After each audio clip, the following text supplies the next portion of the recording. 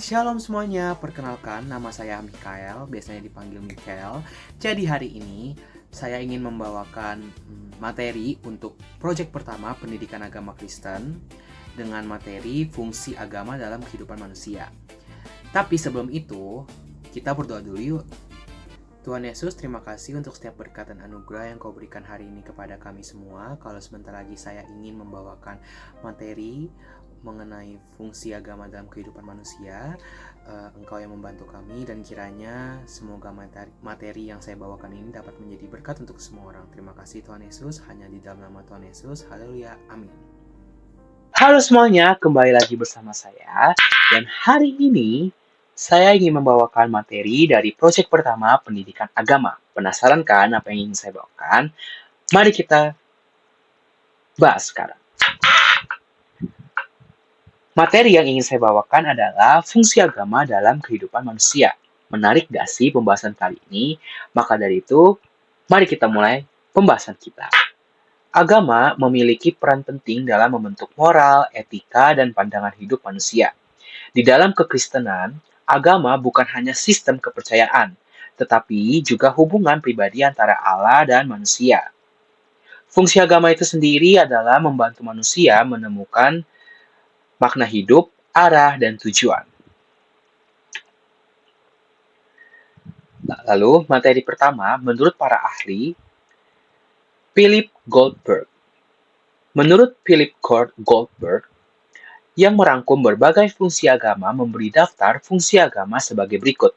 Yang pertama, transmisi atau pewarisan, yakni untuk meneruskan ke setiap generasi suatu sense of identity melalui kebiasaan-kebiasaan, cerita, dan kelanjutan historis yang dimiliki bersama.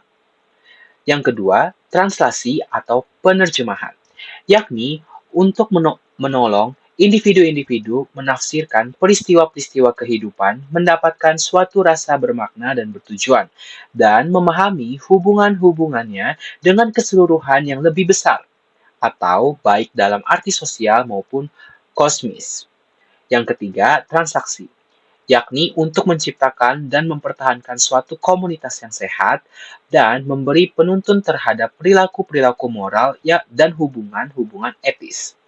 Yang keempat, transformasi. Ini sebagai pengembangan kedewasaan dan pertumbuhan yang terus-menerus menolong umat beragama untuk merasa lebih penuh dan komplit.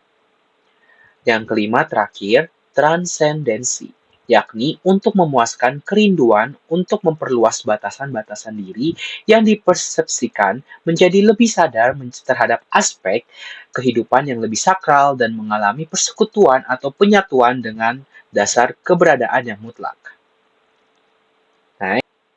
Next, di materi kedua, yaitu ada 8 fungsi agama. 8 fungsi agama itu terdiri dari, yang pertama, agama memberikan kedamaian mental atau mental peace. Menurut pendapat ini, kehidupan manusia penuh dengan ketidakpastian, ketidakamanan, dan berbagai bahaya yang membuat manusia sering merasa tak berdaya. Di dalam situasi seperti itu, agama berperan penting sebagai sumber penghiburan, perlindungan, dan dorongan yang memberi kedamaian batin serta kekuatan emosional bagi manusia untuk menghadapi kehidupan dan segala permasalahannya.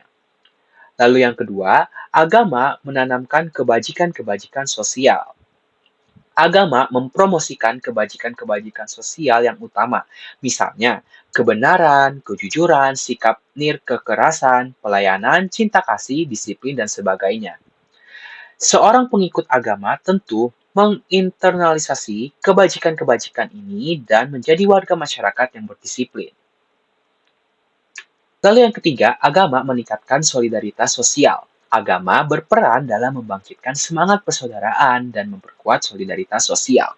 Menurut Durkheim, agama menjadi kekuatan yang mengintegrasikan masyarakat karena orang-orang beragama memiliki kepercayaan, perasaan, dan ibadah yang sama serta berpartisipasi dalam ritual bersama, yang semuanya menjadi perekat penting dalam memperkuat kesatuan dan solidaritas antar anggota masyarakat. Lalu yang keempat, agama adalah agen sosialisasi dan kontrol sosial. Menurut Parson, agama merupakan agen penting dalam proses sosialisasi dan kontrol sosial. Agama berperan mengatur dan mengarahkan kehidupan sosial, menjaga norma-norma masyarakat, serta mengawasi perilaku individu dan kelompok melalui berbagai cara, termasuk melalui lembaga keagamaan seperti gereja, masjid, vihara, dan lain-lain. Yang kelima, agama meningkatkan kesejahteraan. Agama mengajarkan umatnya untuk melayani dan meningkatkan kesejahteraan masyarakat, karena di dalam pelayanan kepada sesama dianggap sebagai pelayanan kepada Tuhan. Ajaran ini menumbuhkan sikap dermawan, dorongan untuk menolong sesama, dan semangat untuk bekerja sama. Banyak agama seperti Hindu, Islam, dan Kristen menekankan pentingnya memberi kepada yang miskin, sehingga organisasi keagamaan pun terlibat dalam berbagai kegiatan sosial demi kesejahteraan bersama. Yang pada intinya sebenarnya eh, semua agama gitu. Lalu yang keenam, agama memberikan rekreasi kepada manusia. Agama juga memberikan rekreasi bagi manusia, yaitu kesempatan untuk menyegarkan jiwa, pikiran melalui kegiatan keagamaan seperti ibadah, perayaan hari besar, dan kegiatan rohani yang menumbuhkan rasa damai, kebersamaan, serta kebahagiaan batin. Lalu yang ketujuh, agama berfungsi memperkuat rasa percaya diri. Agama berfungsi memperkuat rasa percaya diri manusia dengan memberikan keyakinan, harapan, dan makna hidup. Melalui ajaran dan kepercayaannya, agama menumbuhkan keberanian menghadapi tantangan serta rasa optimis dalam menjalani kehidupan ini. Yang terakhir, kedelapan, yaitu agama juga mempunyai pengaruh kepada ekonomi serta sistem politik. Kenapa seperti itu? Karena agama juga berpengaruh terhadap bidang ekonomi dan sistem politik. Dan nilai-nilai dan ajaran agama dapat membentuk etika kerja, pola konsumsi, serta sikap terhadap kekayaan. Dalam politik, agama dapat mempengaruhi kebijakan, perilaku, pemimpin, dan partisipasi masyarakat, sehingga turut menentukan arah dan stabilitas kehidupan sosial suatu bangsa itu sendiri. Lalu kesimpulannya adalah, agama, terutama iman Kristen, berperan sangat penting dalam membentuk pribadi yang beriman, bermoral, dan penuh kasih. Dengan memahami fungsi agama, kita, aku, kamu, kita, dan semuanya, manusia dapat menjalani kehidupan yang lebih bermakna, menebarkan kebaikan kepada sesama, dan memuliakan Tuhan melalui tindakan serta sikap hidupnya. Hai guys, kembali lagi bersama saya, Mikael. Jadi itu tadi materi pembahasan kita mengenai fungsi agama dalam kehidupan manusia. Saya berharap semoga kalian dapat mengerti, dan yang pastinya semoga materi ini juga bisa jadi berkat untuk semuanya. Tapi sebelum kita mengakhiri video ini, izinkan saya untuk membawakan satu lagu pujian.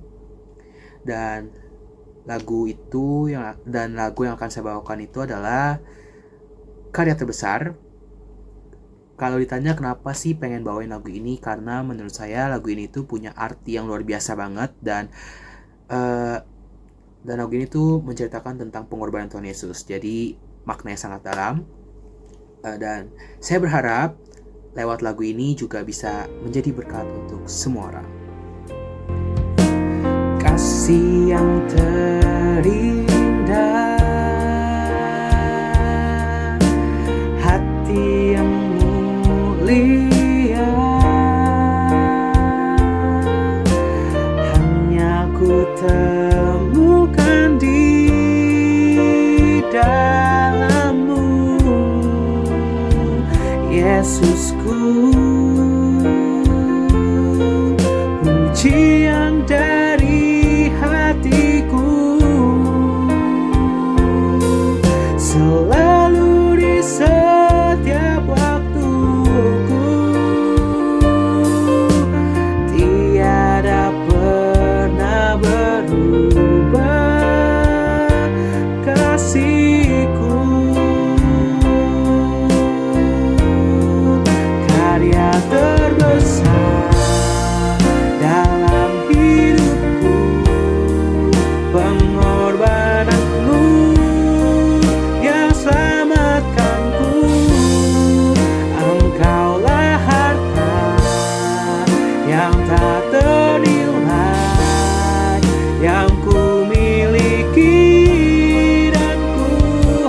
hargai. Yesus, Engkau ku kagumi.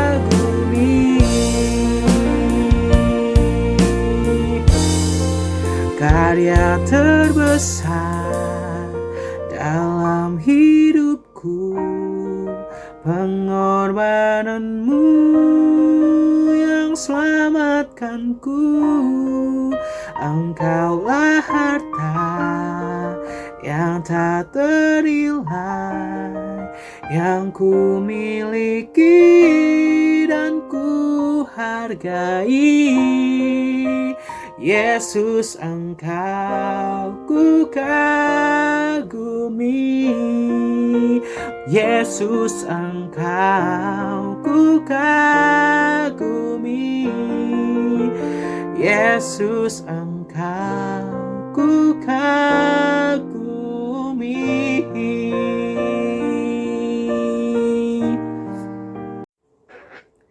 Jadi itu tadi semuanya. Terima kasih karena sudah menonton video ini dari awal sampai akhir. Semoga video ini bisa bermanfaat dan menjadi berkah untuk semua orang. Sampai jumpa. Bye-bye.